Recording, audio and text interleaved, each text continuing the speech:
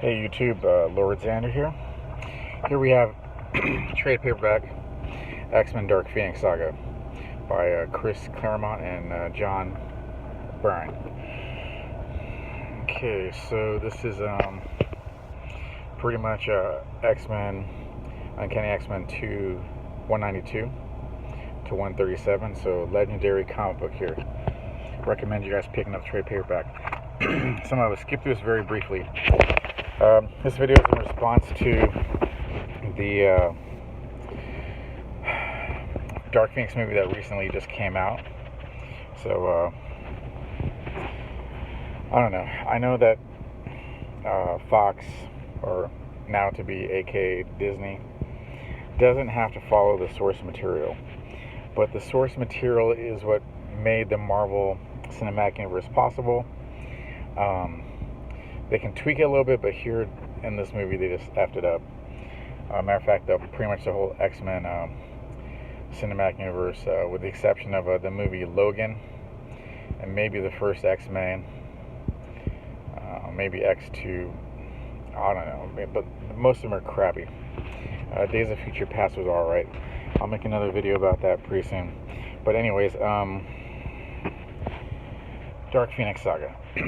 Alright, so basically, it's tangling a battle between the Hellfire Club, basically a group of mutants that are ultra rich, powerful, that use their powers to basically advance themselves and consider themselves like superior in all ways to humans. And morality doesn't play a key in their factors here. So pretty much they trash the X-Men. They have these Hellfire Knights in this armor that the X-Men have some trouble handling because they're adapted to each X-Men's power. But in the end, White Queen ends up trashing them with a telepathic force bolt and just knocks them all the hell out. And here the Hellfire Club trash their own men, destroy them with the bomb. Alright, so skipping on. So basically, Jason Wingard, this dude, aka Mastermind, he's a very powerful telepath slash illusionist, and he's the main guy messing with Jean Grey, and he's pretty much the catalyst that brings out Dark Phoenix. Alright, so moving on, got the Battle of the Hellfire Club. We're skipping a bunch of pages to make this video short and also to appease the copyright gods. So the White Queen takes Storm, Colossus, Wolverine prisoner. Wolverine ends up breaking out.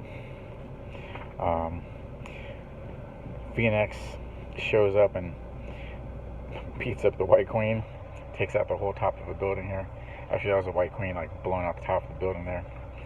Okay, so the Hellfire Club, this dude, Sebastian Shaw, and then some other members of the Hellfire Club team. They're also mutants. Well, one of them is a cyborg. We'll get into that here in a second. But yeah, Shaw takes on Colossus. He can basically absorb kinetic energy and use it, so he's able to maybe become stronger by Colossus punching him. And here we have, here's the cyborg dude.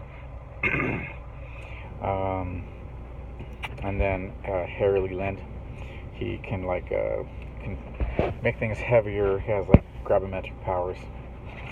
So Wolverine gets sent down to the sewers, and Wolverine lashes out. He trashes the Hellfire Club guards. Okay, so skipping a bunch of pages here. Okay, they have a psychic battle in the mind of the Hellfire Club.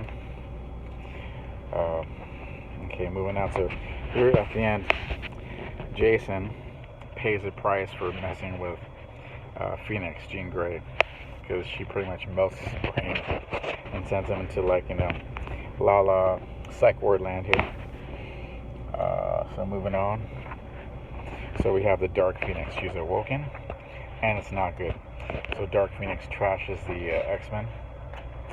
And look at her powers. I mean, just with the power of her mind, she changes, makes Colossus change back to human form, changes a tree, an organic material, into freaking solid gold.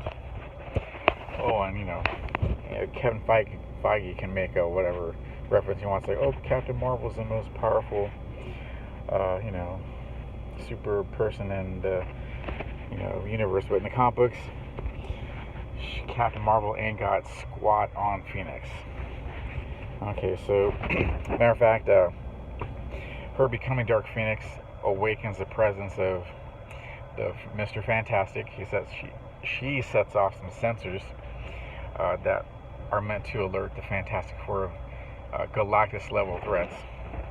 Spider-Man's Spider Sense goes off. Doctor Strange senses a disturbance in the Force, the Mystic Force. Silver Surfer goes, uh-oh, this isn't good.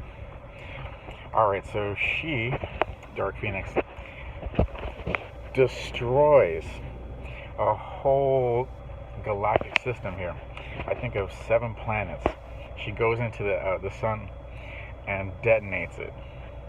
Okay, so she survives going to the sun, absorbing its power, and blowing it up. So this is a Shi'ar Empire, the battleship. A very powerful race of intergalactic aliens here. They have a vast empire. So she's flying around. She trashes their ship, a warship of the Shi'ar Empire, like nothing. Okay, so again, in the Dark Phoenix movie, there's a bunch of aliens they could have used. They could have used the Brood. They could have used the Skrulls the right way, but I don't know, that would have confused everybody because they really messed up that movie.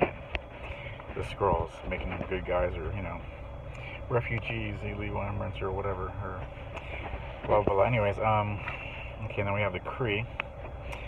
So the X-Men have to basically fight their best friend. Cyclops has to fight, Jean Grey, the love of his life. Okay, even Wolverine can't take her out. So Wolverine's a vicious, ferocious, he gets the job done, and he can't do it, so he gets blasted. Storm gets trashed. Okay, then Professor X and Phoenix go, Dark Phoenix go toe to toe, and it's an epic battle here. But Professor X only wins because the Jean Grey part of the Phoenix Force, fights against on Charles' side, and they win. So very lucky. So this is a 137 where it all goes to pot for the X-Men. Okay, Watcher comes in. When you see a Watcher in a Marvel story, the poop is gonna hit the fan. Okay, so alright, so skipping some pages, but here we have the Kree, the Skrulls, and the Shi'ar Empire saying, hey, we have to destroy Jean Grey because she could just trash the whole universe. Alright, so the X-Men are going to go into a fight for the life of Jean Grey. So we have an 8-member team here divided into 4-man team. So we got Colossus, Marvel Girl as she was known back in the day, Angel, Nightcrawler, Beast, Wolverine, Storm, and Colossus going against the Shi'ar Imperial Guard. So they basically protect the Shi'ar monarchy. Alright, so moving on here. This video is getting kind of long. Okay, so they're fighting the Guard. Kree impersonating Storm. So the Kree and the Skrull get into it real fast. This dude is the head of the Imperial Guard of the Empire here. So he's a total badass. Trashes Colossus.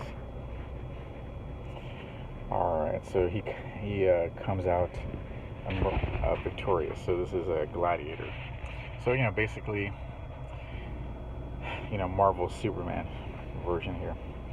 Alright, so the only left X-Men that are standing here are Jean Grey and Colossus, and they're going to go fighting. And of course they lose, but when Colossus gets cut down, all the psychic barriers and all the protections that they used to limit Jean Grey's power and separate her from the Phoenix Force are just shattered in an instant. So the X-Men have to go fight Phoenix.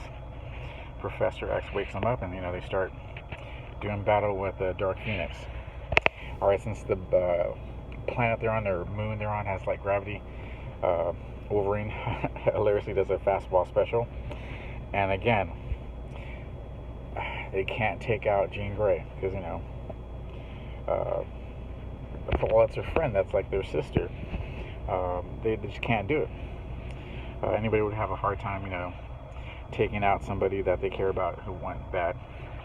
All right, so in the end, Jean Grey allows a super weapon cannon just turn her into ash, incinerator, and she's gone, and it's done.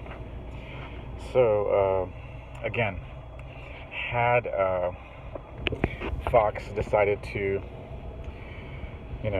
use what they had, they could have had a great movie. And like I said, there's a bunch of evil alien races they could have used. The Brood, I mean, these are like a cross between the Skrulls and the aliens that that Ripley fought in what was it, the '84 movie Alien and Aliens. I mean, they could have used the Brood. I mean, they can transform into humans and switch around or whatever. But they had to go stupid. But anyways, that's the video. It's getting too long here. I'm going to start to cut this out, but I wish they had followed the source material. That would have had a way better movie. Alright, thanks guys. New video coming up soon.